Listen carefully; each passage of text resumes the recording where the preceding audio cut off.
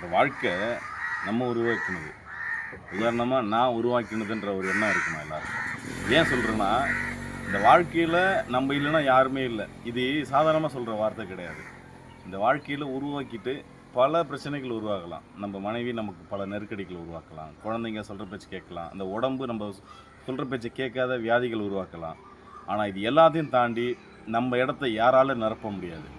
ஒவ்வொரு சின்ன சின்ன விஷயங்களும் கூட நமக்கு ஒரு கசப்பான அனுபவங்களை தான் கொடுக்கும். பெருசாக கிடையாது. உதாரணத்துக்கு ஒரு நம்ம மாடு வாங்குகிறோம். அந்த வாங்கின மாடு அறுத்துக்கிட்டு ஓடலாம், நம்மளே பாயம் வரலாம். இதுன்னு தெரிஞ்சு தான் நம்ம மாடு வாங்குகிறோம். சொல்கிற பேச்செல்லாம் கேட்க தீனி போட்டு பால் கறக்குன்றது இடம் கிடையாது. அதே மாதிரி ஒவ்வொருத்தர்கிட்டையும் போயிட்டு ஒரு சின்ன உதவி கேட்குறோம். அந்த உதவி நம்மக்கிட்ட பெறலாம், இல்லை அவன் இல்லைன்னு சொல்லலாம். இந்த ரெண்டு மனப்பான்மை உள்ளவங்க தான் இந்த வாழ்க்கை வாழ முடியும். கேட்டவொடனே கொடுத்துருவான்றதுனால நம்ம கிடையாது வாழ்க்கை. இந்த மாதிரி பல விஷயங்களை நம்ம உதாரணமாக சொல்லிக்கிட்டே போகலாம். ஒரே விஷயம், இந்த வாழ்க்கை நம்ம உருவாக்கணும். நம்ம இல்லைன்னா இந்த வாழ்க்கை எதுவுமே கிடையாது. அதனால் யார் எது செஞ்சாலும், வீட்டில் இருக்கிற கசப்பான அனுபவங்கள் இருந்தாலும், இந்த உலகத்துக்கு இந்த வாழ்க்கைக்கு நான் தான் ராஜான்ற எண்ணம் வச்சுக்கிட்டாலே பெருந்தன்மையும் பொறுப்பும் எல்லாருக்கும் வந்துடும்.